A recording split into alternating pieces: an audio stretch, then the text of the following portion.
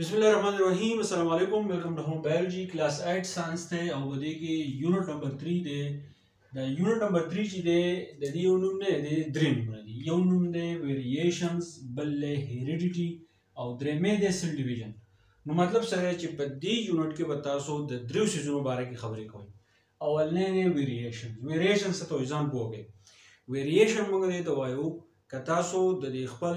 چاپیره ماحول کې لیوینګ ارګانیزم د تاسو ګورئ لکه یو مور پلار دي د هغوی چې کوم ماشومان دي نو د ماشومانو څه کرکټر داسې دي چې هغه د مور پلار په شان دي چې دی یو شان دي مطلب د چا پوزه د مور په شان دي د چا سترګې چې دی د پلار په شان دي که فرض کا د پلار چې دی کټا دی مطلب ویښتې نشته نو زوی چې دی دا خصوصیت چې دی هغه هم درته راځي نو داسې خصوصیات چې په هغې باندې یو ماشوم د خپل مور پلار نه بدل دی یا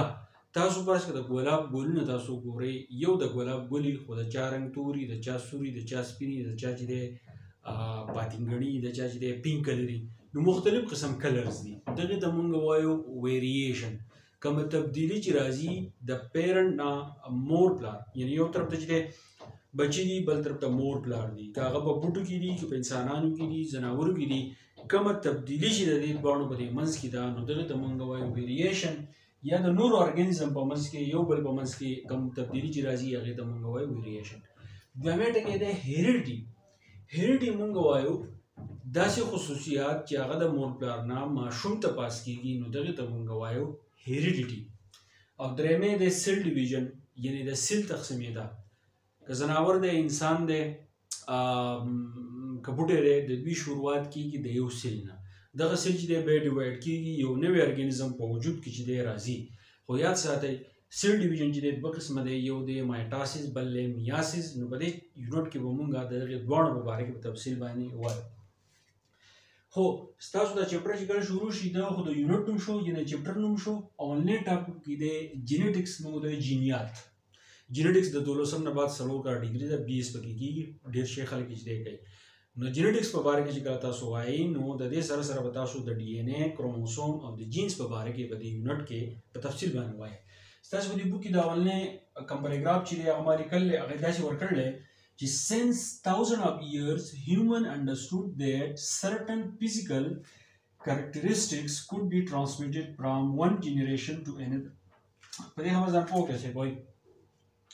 لکه یو طرف ته چې دي پیرنټس دي ټیک شو پیرنټس دي یعنې زموږ سره مور پلار دي بل طرف ته چې دی ماشومان دي یعنې خور ورور دي یا زموږ سره وروڼه دي یا چې دی خویندې دي نو اوس په دې کې دا که مور پلار چې دي دته مونږ وایو چې دا یو جنریشن دی مونږ ته په پښتو کې وایو چې دا یوه پیړۍ ده او دا کوم بچي چې زموږ سره دي نو دا چې شی دی دا نیکسټ جنریشن دی دا پکې زموږ سره چې دی بله پیړۍ ده ټیک شو نو په جینټکس کې مونږ دا وایو چې د دې مور پلار نه څه خصوصیات داسې دي چې هغه د ماشومانو ته چې دی پاس کېږي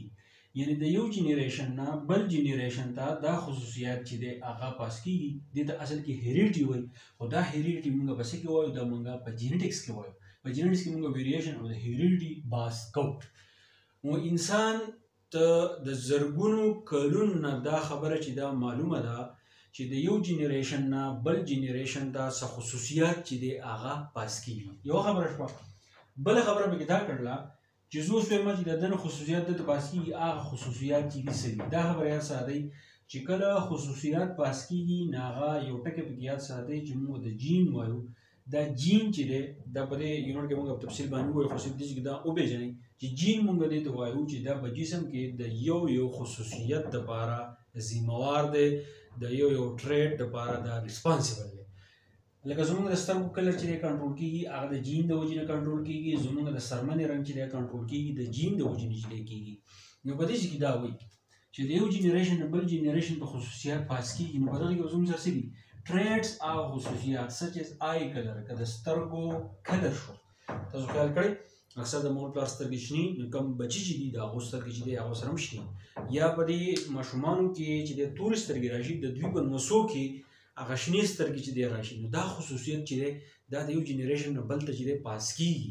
که په دغه یو خصوصیت د سترګو دا کلر چې دی دا خصوصیت چې دی په بچو کې راغی مطلب دا دی چې دا جین چې دی د خپل خصوصیت ښکاره کو که دی په دې بچو کې دغه آی کلر چې دی ښکاره نه شو په نسو کې دا د سترګو دا رنګ چې دی شین شو مطلب دا دی چې په یو جنریشن کې دا جین پټ پاتې شو په بل کې چې دی ځان ښکاره کړو په دې کې ریسیسیو او ډامیننټ دا به مونږ وایو ټیک وایي بل زموږ سره دی سکین کلر مونږ وایو د سرمنې رنګ د چا د سرمنې رنګ توري د چا خړی د چا څنګه زموږ سره چې دی ډسکنټینیوس ویریشن چې دی دا راځي ډیر شی کلر چې دی هغه به دې کې راځي د هغې نه علاوه هایټ انسان چیتوالی دنګوالی څوک دنګ دی او څوک چې دی چیت دي د هغې نه علاوه انهیر ټیکسچر او زموږ سره که ویښتو ته وګورو د چا ویښته چې دی ډېر زیات ګڼي د چا ویښته چې دی کمزوري مطلب دا دی مونږ ته باړه مین وایو په پښتو کې زموږ کټار لفظ چې دی مونږ استعمالوو ٹھیک شو آر پاس فرام پیرنټس ټو افسپرینګ نو په دې کې د څو د څلور پنځو خصوصیتو خبره وکړه چې زموږ سره آی کلر شو د هغې نه علاوه سکین کلر شو بیا پکې چې دی هایټ شو دنګوالی چیتوالی بیا پکې شو هیر ټیکسچر یعنې د ویښتو چې کوم بناوټ دی نو هغه د پلار نه بچو ته چې دی پاس کېږي each individual has some features identical to parents نو هر یو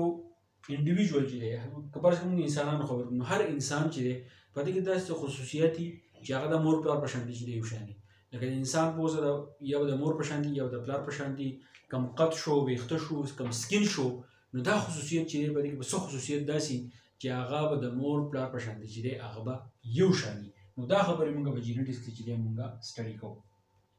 ګرینډ پیرنټس یا به د لمسو دا خصوصیت د نیا نیکه سره یو شان دي اور سیبلینګ یا به خویندې وروڼو کې څه خصوصیت داسې چې هغه به د یو بل سره چې دی هغه به یو شان دي ښه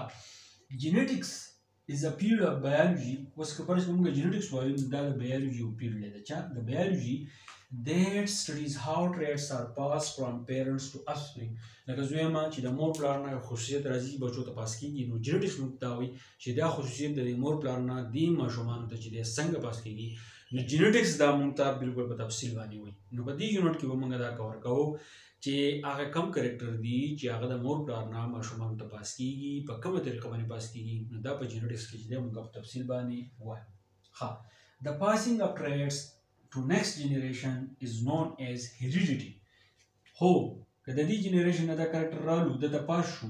نو دا کرکټر دپاره چې دی موږ یو خاص ټکی استعمالوو هیریډیټي چې هیریډیټي باندې موږ دې ته وایو چې هیریډیټي دې ته وایو چې د مور پلار نه کرکټر راغی ماشوم ته پاس شو نو دې ته موږ وایو هیریډیټي څه ارګانیزم داسې دي چې په هغې کې چې دی تبدیلي راځي نو هغه موږ په ویریشن کې چې دی موږ سټډي کوو په سیل ډیویژن کې به تاسو مایټاسیس او میاسیس چې دی هغه به تاسو سټډي کوئ نو څه کوئ چې په دې یونټ کې موږ ویریشن هیریډیټي او د سیل ډیویژن په باره کې وایو خاص کر موږ د جینیټکس په باره کې وایو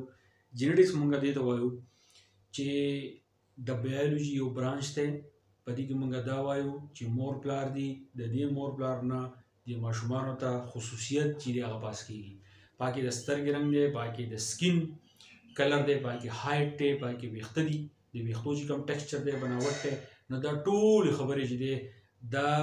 زیاتره د نور ډېر شی کرکټرز دي دنیا کرکټرز دي خو دا پکې عام دي کم چې موږ ته چې دی ښکاري نو دا کرکټر راځي د مور پلار نه ماشومانو ته پاس کېږي نو دا به موږ په جینیټکس کې وایو خو خاص کر به موږ دا وایو چې دا په کومه طریقه باندې چې دی پاس کېږي د هغې لپاره میکانیزم چې دی هغه څه دی نو دا کلاس 8 ساینس یونټ نمبر 3 او دغه چې د انټروډکشن بیا په دې پسې ویریشن او هیریډیټي یو اوږد لیکچر دی هغه انشاءالله زه تاسو ته بل لیکچر کې وکړم که په دې پوه شوي نور ملګرو سره ضرور شیر کوئ په دې کې دا ټکی دی سیبلینګ تاسو پېژنئ چې د خویندو وروڼو لپاره موږ دا ټکی استعمالوو ټیک شو تاسو ته په دې چپټر کې دا ټریټس ټکی چې دی دا به ډېر راځي دا هم د یو خصوصیت لپاره چې دی راځي ښه د هغې نه علاوه هیریډیټي او ما تاسو ته وایي خصوصیت پاس کېدو ویریشن چې دی دا موږ چې دی تبدیلۍ ته وایو ټیک شو فزیکل کرکټریسټکس هغه کرکټر چې کوم تاسو ته په سترګو باندې ښکاري دغه چې دی زموږ سره فزیکل شو او د افسپرینګ دا ټکی چې دی دا زموږ د بچو او د نسو لپاره چې دی استعمالو نور پکې ګران څه نشته نور ملګرو سره چې دی ضرور شیر کړئ ملا وشته بل لیکچر سره تھینک یو ډېره مننه